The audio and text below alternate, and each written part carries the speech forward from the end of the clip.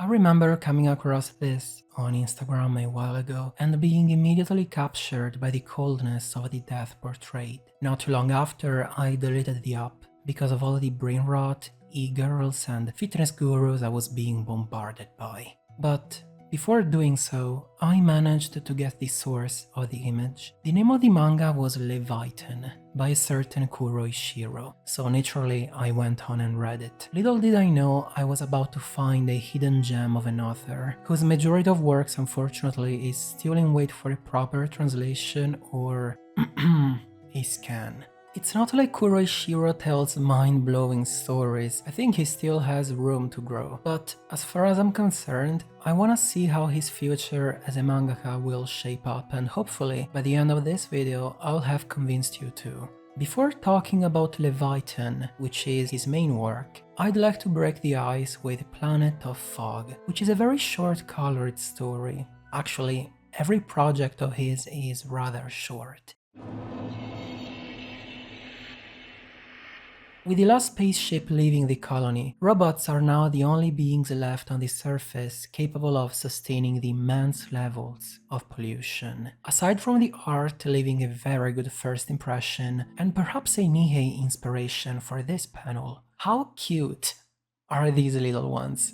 I mean, they're ugly, but cute ugly. The use of grey and brown colors emphasizes the industrial setting where seeing anything green or, more in general, lively would be an anomaly among all the filthy factories and the smog. I find the ugliness of these robots narratively emblematic in that they represent what the planet has been turned into, repulsive and malfunctioning. There is also the naivety that makes me love these little ones so much. After seeing their owners off, leaving them behind to administer the planet, as what is felt like a parting gift, we see them go around the residential area of a nearby site, once inaccessible to them, which says a lot about what might have been their status in society, and the very little dignity they might have held as slaves. Much to their surprise, they come across a girl in chains while exploring, but taking her along, she vomits blood as soon as they step outside because of the dangerous atmosphere. After bringing her to a healing device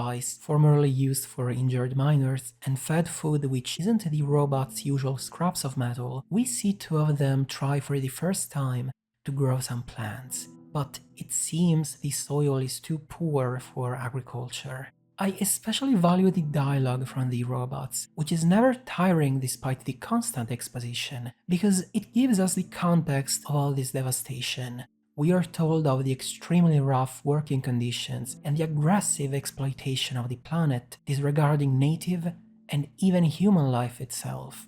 Once again outside, the girl gets captured by a resentful alien, but upon reading her innocent mind and learning of her past, it decides to let her live, and it seems there is hope for the future as well. What makes this story so good for me isn't only the immersive art or, ironically, the robot's humanity. It's the narrative of the world. It is the robots to explain the past in such an innocent but scary way, as they don't seem to realize the weight of all they experienced. Then of course there is the girl, who I imagine is only one example of an acceptable injustice in such a universe. For these characters, their dystopian world is nothing more than normal, and possibly a glimpse at how future humanity manages its colonies, which is inevitably a wake-up call for the probable outcome of the cancerous exploitation of present Earth.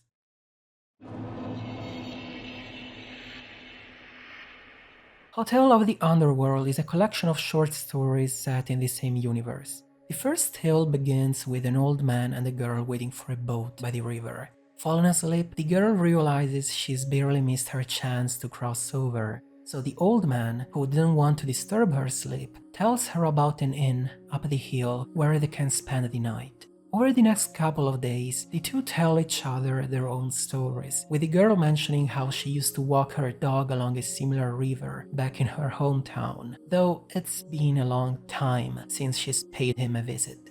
Incidentally, there seems to be a dog watching over the river at night. One day, when bathing in it, the girl remembers how she got to this place and makes up her mind to move on and take the boat. But the old man smartly observes how, since they've been there for a while already, there might be a way to come back to life. Well, if only the girl had someone to go back to, as she says. So, when they are about to get on the boat, the old man reveals he's actually her dog, and just as she had saved him many years before, this time, in his last moments, he returns the favor. Turns out, there was still someone thinking about her.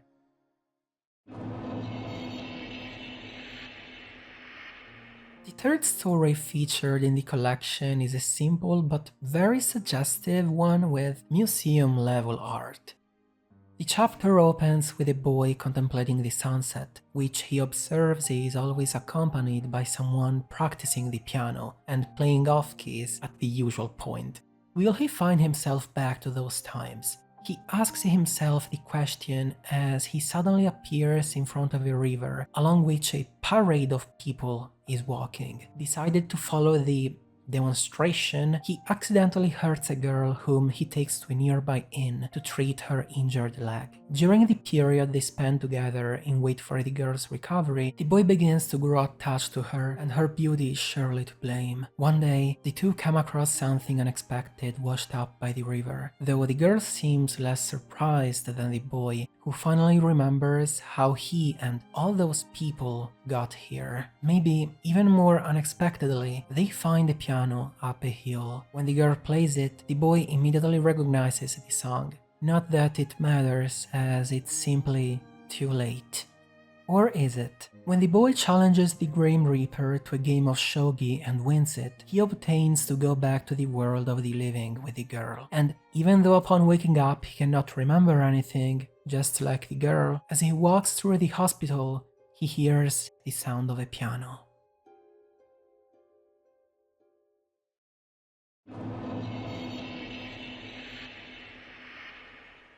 The Lunar Library is a very short one-shot that left something to be desired, personally. Oftentimes, Shiro shows a very intriguing concept without delving into it as much as I'd like, which isn't necessarily a bad thing, but it's still a pity that he never goes all out, if you know what I mean.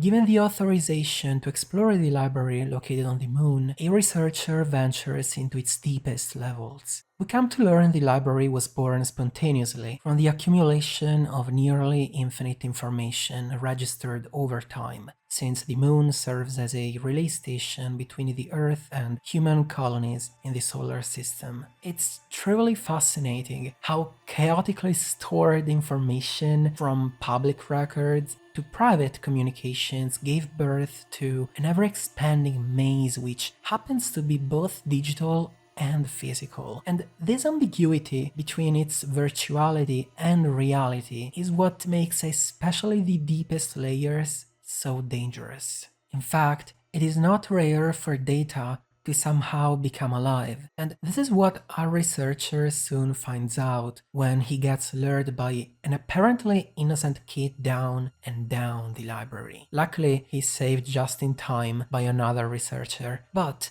gotten back to safety. The two begin to wonder if, perhaps, that data was actually trying to tell them something. Through further investigation, they discover that piece of data belongs to an unanswered distress call from a spaceship of over 3,000 years before, and when they reach the site of impact, they learn about the sad truth. That data is the personification of the kid's wish to be saved. But it's too late for that.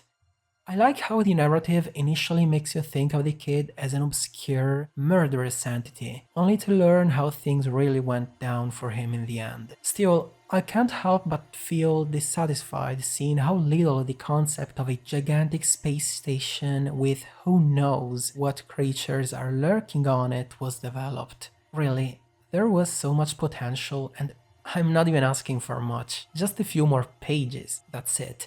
But I guess I could go read Blum in that case.